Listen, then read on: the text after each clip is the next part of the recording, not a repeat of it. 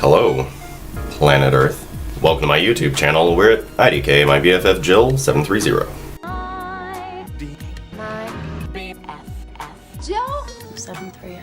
I'm Preston L. Young, wishing you warm salutations and congratulations as always. You've made your way to the Buffyngton Post. You are invited!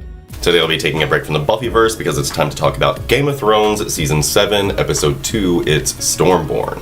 So sit through my opening credit sequence and be mindful of minor book spoilers, because here we go.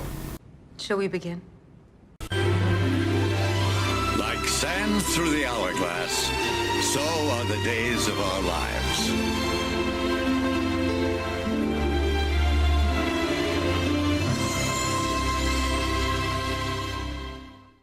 Alright, so before I get into breaking down the episode, I think I had a breakthrough moment last night. So we've been talking for a while about Euron and his fleet of 1,000 ships. Where do you get 1,000 ships?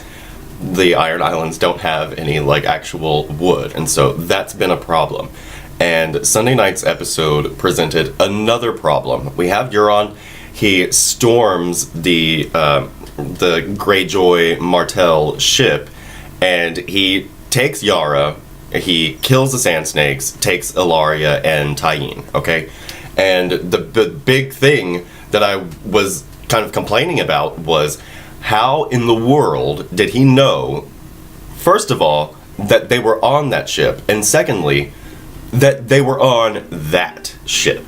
And so I was kind of like, none of the logic is here. There is no logic. But I think there's logic. And I'm sitting here thinking, alright, let's say somebody in the war room told. Who would have?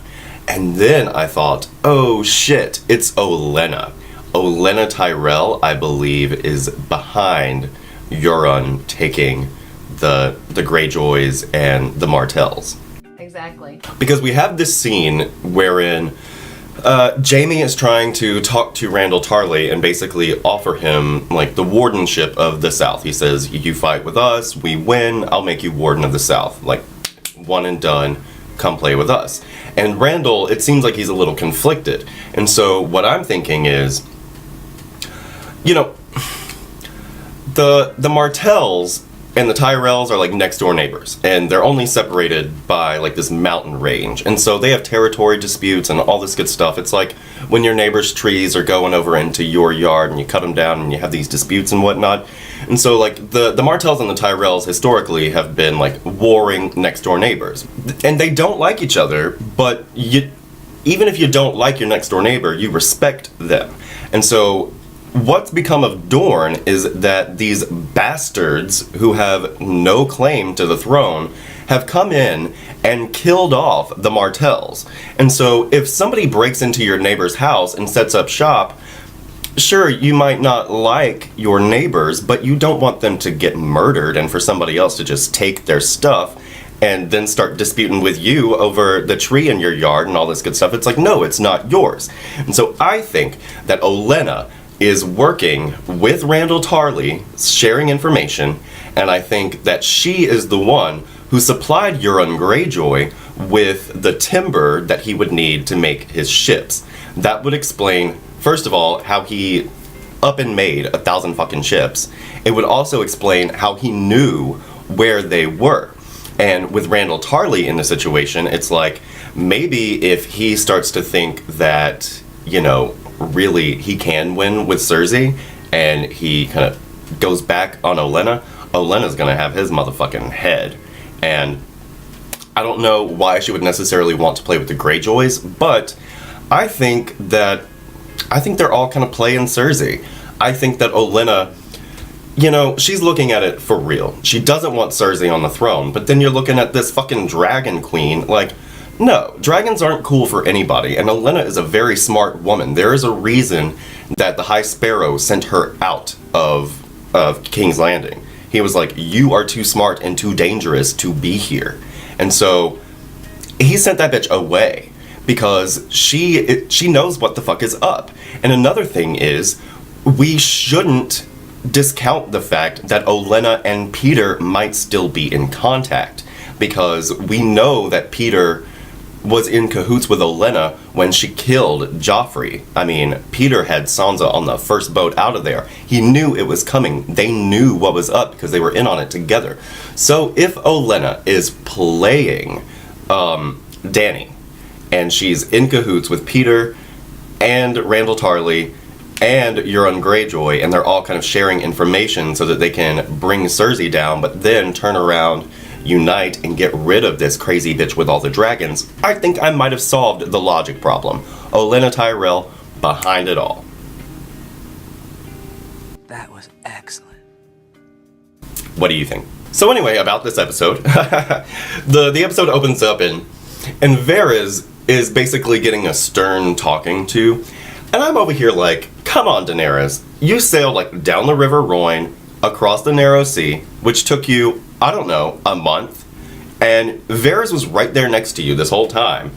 Maybe we could have talked about his loyalty issues before now. I mean, really, you went across like an ocean with him, and now you want to ask him like where his loyalties lie and all this other? It was kind of dumb. I feel like we should have done this already. Like last week I was saying, hey, why didn't you start your front before you even landed? You don't need to land. You've already got 3 fucking dragons. You know what I'm saying? And so I just don't know where the logic is. I don't know why they're only just now talking about the fact that, hey, your loyalties just kind of lie wherever the heck they will for now, and what's your deal? I felt like this conversation was too little too late. And, you know, on the one hand, I'm glad that they kind of like got the conversation out of the way, but I assume this is a conversation they already motherfucking had, because you don't just go across the ocean with people you think might betray you, right? Duh. I don't know. It's a whole thing.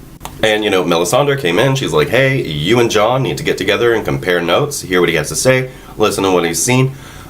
Solid advice, Melisandre. Like, you know, Melisandre, she's crazy and she burns children, but she means well enough. And so like, that's all whatever. And we had that scene with Missandei and Greyworm, and they didn't show us the nothing there. Missandei says, I want to see you. And she's the audience. She is the audience. Like, we want to see it. And so rather than see it, we just see her seeing whatever is or is not there. And then we get into this kind of long and a little, like, overly graphic sex scene. And I'm just like, why are we spending so much time on this? I get it. It's romantic. And they have to pay off this Greyworm and Missandei love story, because you know one of them's going to die this season. You just know one of them's got to go, because people don't like bees happy on Game of Thrones. That's just not how it works. And so I get it. They had to pay off the love and like find a way to make them physically intimate with one another. I just felt like it went on for too long. They could have just dropped the thing, had her see what's not there or there, and then cut away. Like, we don't have all this time to be wasting on gratuitous sex. I mean, they're beautiful people. Like, let's give it to the beautiful people. Like, we all wish we were as beautiful as Missandei and Greyworm, but with penises. But, like, let's get this show on the fucking road. Bye, Felicia. I really like the scene with Hot Pie. It's like, on the one hand, she was Walder Frey, or at least posing as Walder Frey, for at least a week, right? It seemed like she was there for a minute, because she said, you know, 2 feasts within the same fortnight, and so I'm guessing it's like within a 2-week period, right? And so it seems like while you're Walder Frey, you would spend your time getting some fucking information, Arya. Right? I mean, you're there for this time. You are like the head of a house. Why aren't you finding some information? She goes halfway to friggin' King's Landing, and then whoop-de-doo, nobody decided to tell her, or she didn't take it upon herself to find out who's ruling Winterfell now. I mean, the Boltons, they haven't had it for a minute now. And so, whatever, Hot Pie's like, yep, your brother's alive and he's in charge, you better go home. And so I like that. I like seeing Hot Pie. I like that that Arya talked about making pies. Like, that was a little, like, good joke about the Frey pies. I enjoyed that. And then we get the Nymeria scene, and on the one hand, I was like, okay, it sucks that, you know, Nymeria is not gonna, like, do it to it with Arya. But at the same time, they can't afford all those wolves. They can't even afford, like, one wolf. Has anybody seen Ghost? Like, they really can't afford it all. And so I wasn't too surprised. It was nice that we got to see Nymeria's out there. She's still alive. She's huge as fuck. And, you know, no bad blood, but we're just on different pages now. And so I liked all that, but I could totally see, like, we can't have Nymeria back. That's just cheating. We've already got a shape-shifting Arya, you know what I mean? She's like a scroll up in this motherfucker. And so I get it. It was nice. And I like seeing the softer side of Arya. Like, don't get me wrong, I love me some badass death-eating Arya. Like, in the books, like, she is death. She's the stranger. And, like, I'm here for it. But I do like being reminded that she's just a little girl. And that's what we forget about Arya. She's just a little girl. And she's so scary. And her life is so fucked up. And her mind is, like, super fucked up. Like, she's gonna need some counseling by the time this winter is over. Like, oh, goodness, Arya, we need to sit down and talk to you, girl. Grumble. So up north, we've got, you know, Sansa and Jon, and Jon receives this letter from Tyrion saying, hey, I'm with Daenerys, and she's got these 3 dragons, and you need to come and bend the knee, etc. And on the one hand, I'm just thinking, like, fuck you. You've got 3 dragons. Why do you need my knee? You'll take whatever you want. Like, why do you need my knees? You have everything you need. So if you want it, come and get it. That's just the way it is. But on the other hand, it's like, she really doesn't have to ask for my knee. You know, she's got the dragon. She doesn't have to ask for anything. So it is nice that she's asking. And so I like the fact that they kind of compare notes on Tyrion and say, yeah, like, I've known him to be a really cool cat, and I've known him to be a lot nicer than all the other Lannisters combined, so we can trust him, but should we? And so I like the kind of back and forth between Jon and Sansa. And once again, Jon, like, what are you doing? He waits until he's already had this conversation with Sansa, and then he goes in front of a bunch of people and says, I'm doing this. Didn't give you a heads up though, did I, Sansa? And she's just sitting here like, really, you're gonna do this again? We just discussed this. You can't just go making decisions and then flipping them out at me all willy-nilly at the last moment. Like, that's not how we behave. And so Jon is so dumb. You can't just do stuff like this. You have to have your people on the same page before you go to all the other folk. Get your inner council in order. Dude, I don't know. And then he was like, oh, but it's okay, Sansa, because I'm going to leave you in charge. You're the Queen of the North, girl.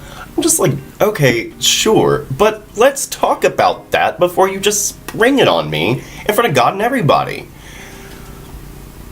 Jon, and I get it, like, he didn't go to politics school, and he didn't, like, learn from Maester Lewin and all that at the same level that, like, Bran and the other kids did, but still, dude, you can't just go around just whatevering through life. Like, we've got several wars to fight still. Jon is such a fucking douche sometimes. I really don't get it. Like, how are you just gonna la-di-da through life, springing your plans on people at the very last minute and then peacing out to go and hang out with the hot Dragon Queen? I don't get it, man. But, you know, Sansa's gonna be in charge, and she's gonna like that. The only thing is we've got, you know, stupid Peter, who, like I said, may be in cahoots with Olenna. And, yeah, and so we get this back and forth between Jon and Peter, like, down in the crypts. And, like I said, unless Peter's working with Olenna still, I don't see Peter making it out of this season alive. I really don't. I think Arya's gonna get up there, and she's gonna see Peter, and she's like, nah, this dude, he got our father killed, and I'm gonna, like, do some facing stuff, and lots of knives for Peter. I'm just not here for him, and Jon is not here for him. So, here we go. That nigga gonna pay what he owe. So, in King's Landing, we've got Cersei, and she's laying the fucking truth on the lords. She's like, look, the Mad King's daughter is here, and she's gonna bring a bunch of Neander thugs to come in and rape and pillage and burn our cities to the ground. They don't speak the language, they don't, like, have our customs, they don't care about our culture. They're not here for us. And then she's got an army of eunuch slaves behind her too. It's like, come on, girl, we can't have all this. And, you know, if I were sitting in that room with Cersei, I'd be like, oh, these are very valid points. Don't like you very much, but these are very valid points. And so, you know, xenophobia is working in Cersei's favor, which, you know, yay. But then Qyburn pulls out this, like, crossbow catapult? There should be a better word for that. But yeah, it's like a crossbow catapult, and they've got a weapon to fight the dragons. I don't know, maybe they'll put like wildfire tips on them. That seems like that might be a thing. I feel like you could probably burn a dragon with wildfire. I don't know. Maybe, I don't know. And there's this whole, I need to do a whole video on like magic and how we're kind of not talking about it anymore, even though we super were a little while ago. But anyway, like magic, where is it? So, you know, they've got this weapon, and I don't know, I don't see it working out too very well for anybody involved. Like, I don't really fear for the dragons. I do, but I'm really more worried about what happens to a dragon once it goes on the other side of the wall. But we'll just have to wait for that. So yay, Cersei's got this like super duper weapon against the dragons, and we'll see if it actually works at all. But it's not going to happen. Oh, so that scene between Sam and Jorah was pretty gnarly. Like, pretty gnarly. Basically, the Archmaester is like, nah, dude, we can't go fixing you. We're gonna send you off to, you know, get stoned with the stone men.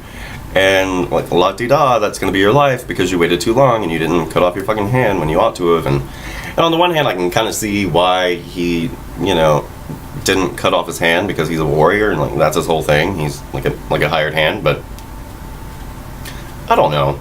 I can see the Maester's point. But anyway, and he's like, nah, we don't do this experimental surgery. And so Sam, like, sneaks in and he does the damn, ugh, it was so gross. But it was really effective, and, you know, hopefully it works. I'm sure it will. I don't think we would have had to see all that grossness if it wasn't going to work. I feel like that's going to pay off, and hopefully he'll skedaddle down to Dragonstone and meet up with his Khaleesi. But yeah, again, I'm just not super here for Jorah, even though I really liked the scene. It was super gross, and I really liked the reason that he did it, you know. Sam, again, with the loyalty and like goodness and like being fucking Sam, I really like him. And he wanted to do this not just because, you know, it's, you know, the right thing to do or whatever, but because he was a big fan of Commander Mormont. Like, Jeor Mormont was rock'em sock'em dude. And so I like that Sam feels this kind of like personal responsibility to take care of this man's son that he admired so much. And so that was really nice. I just love Sam. I just want the best things for him. I don't want him to get grayscale, by the way. I hope he doesn't get all infected. I mean, I know he was wearing gloves and stuff, but who even knows how that all really spreads? Like, ugh. And all the pus. Ugh. But anyway, that's with Sam. I like you. Alright, so we've also got the fact that that Tyrion has kind of guessed at Cersei's hand. He's like, Cersei's going to insist that we're bringing in slaves and barbarians, so we can't take all of our slaves and our barbarians to take King's Landing because that's going to look bad. So that's why they're going to send the Iron Fleet to Dorne to bring back the Dornish fleet, which just seems like way overcomplicated, but whatever. And yeah, so the Tyrells and the Martells are going to like take King's Landing, and the Unsullied are going to circle around and take Casterly Rock, which was a big moment because, like, that's Tyrion's house, and he's like, yeah, I'm gonna help take down my own house, even though we all know he's not really wanted. It goes back to his whole, like, dwarves are always bastards in the eyes of their fathers, and blah, blah, blah. And so, like, that moment really got me. I was like, oh shit, he's serious about this. He's gonna take his ancestral seat. Bam! You know, Daenerys is coming home to her house, and he's helping her move right into his, which is, alright, Tyrion.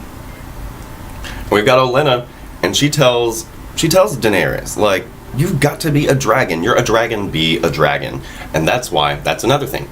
See, now that they don't have the Iron Fleet, and now that they don't have the Martell army, Olenna doesn't have to attack King's Landing. You dig? And so now she can wait for her other plans to go into motion.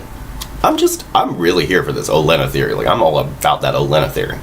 So anyway, I finally liked the Sand Snakes in this episode. Irony. There's something about sibling rivalry and just like that sibling squabbling that you can only have with your siblings that is just kind of magical. I remember I was talking to somebody, we were watching Lost. It was the episode Beyond the Sea, and it's like the flashback to Jacob and the Man in Black. And my boyfriend at the time, he was an only child, and he didn't really understand like siblings. And I was like, see, this is what I'm talking about. Having a sibling is so great because they're the only people in the world who deserve to hate you, right? so like the sister squabbling, just, oh, I loved it. It was so like organic and true. Like, sisters just have this whole other thing. Like, they can really go at it in a way that brothers can't even match. But No! Buffy, stop! I'm real! Buffy, stop it! I'll be good! But that whole thing of like, Mama, and at the same time, they're reminding you that Tyene is Alaria's daughter. Like, Obara and Nymeria, they're from like other like bastard mamas, okay? But Tyene is Alaria's daughter, and that is all like, the thing, right? And so, I really like that. And then, whoop-de-doo, here comes Euron. Battle. Killed Nymeria and Obara, and I don't know why he wouldn't kill Yara. I assumed that she was dead, but everybody else is like, oh no, he's gonna keep her alive. But why? I mean, he's already killed his brother. He already hates his bitch for stealing his entire fleet. Why would he keep her alive just for Cersei? Like, she only really wants Ellaria and Tyene because of the whole, like, murder of Myrcella, right? So, I don't know. But, yeah, Theon, like, doop-de-doop, bloosh. I don't know. I mean, PTSD and whatnot, and I get he's all fucked up, and I just can't blame him. What was he really gonna do? I mean, really. There's a whole, like, pirate ship about you. I don't know. And I'm over here like, why is he destroying his own ships? I get it. He has to kind of, like, unman them. But once Yara is taken care of, you just surrender, right? Like, everybody surrenders. Because Yara is their, like, general. Isn't that how that works? Why is he destroying all of these ships that he could just commandeer? Logic. But yeah, it was a big, bright, dark scene, and it was very like quick cut. And that goes back to him saying, like, why are we spending so much time with gratuitous sex, or not sex? Well, oral sex is sex, so we'll call it sex, between Missandei and Greyworm, when we could have had a more fleshed out battle sequence here. It's a whole thing, and yeah, I don't. We're going back to King's Landing, I guess, with some sand snakes in tow, but that's what happened. But I am, like, super excited to see if this whole Olenna theory picks up, because if he just found them out in the ocean, if he just found them, where's the logic? It makes no sense. It's like super, super convenient, unless he's got, like, you know, the dragon glass candles. Or, the glass candles. Like, and the glass candles are not something I think that they're going to introduce into the show, because they, like, even for a book reader, they're kind of like, what the fuck? Like, where's the logic? But yeah, that's pretty much how I felt about Stormborn. There were some things I liked. There were some things where I was like, logic. But, I found myself not liking it very much until I came to the realization that maybe Olenna is actually pulling the strings to fit her favor. Because the other thing is, like, it's like I was saying, like, you don't... Olenna is a very smart woman, and you know what dragons are capable of, and you don't want your person on the throne to have muscled their way in with fucking magic and dragons and stuff. Like, no. And when Jon gets there, I'll bet you Olenna's gonna be like, oh no, yeah, what you need to do is you and your dragons need to go north of the wall and solve all of that. Yeah, that's where you, crazy bitch, and your crazy fucking dragons should go. Yeah, get on that. It's like what I was saying last week about Jon. He lives in this, like, fantasy, magical Harry Potter world, so does Daenerys. Daenerys has been living in this like fantasy, Harry Potter, magical world, and when they get together, they're just gonna like reinforce that bullshit. And they're gonna be able to completely ignore like the real fight. It's like ice zombies and dragons, and that's why neither of them can really sit the Iron Throne, I don't think. It's like on the one hand, Daenerys has a lot more of Sansa because she has like been through pretty much everything that Sansa's been through, and she has actually legitimately had to lead. And so if I had to have either of them on the Iron Throne, I would rather that Dany do it because she's actually ruled and conquered, and she's been through a lot of stuff, and she's had to play the game, whereas Jon he hasn't. He's in his own little fantasy world.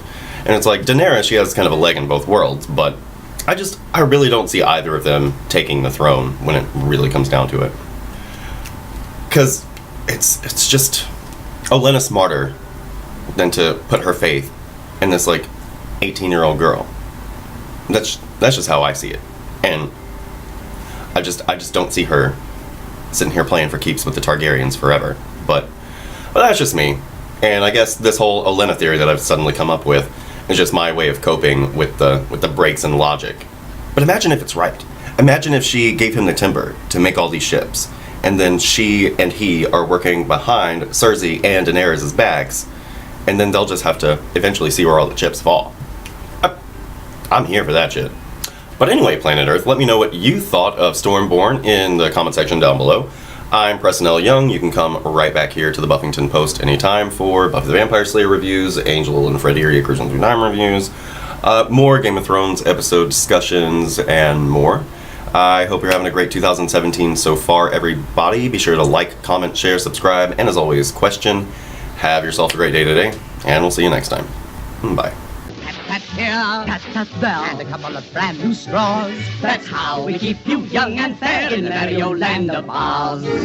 Rub here, rub there, with your tin or bras. That's how we keep you in repair in the merry old land of Oz. We can make a dimple smile out of a frown. Can you even dye my eyes to match my gown? Uh-huh. Jolly old town. Tip, tip, tip, tip, tip, we give the roughest claw. That Satan heir of several fair in the merry old land of Oz. That's how we laugh the day away in the merry old land of Oz. That's how we laugh the day away in the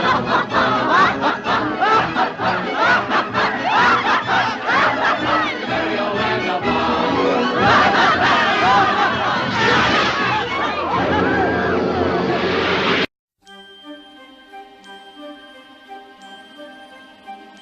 We will return for the second half of Days of Our Lives in just a moment.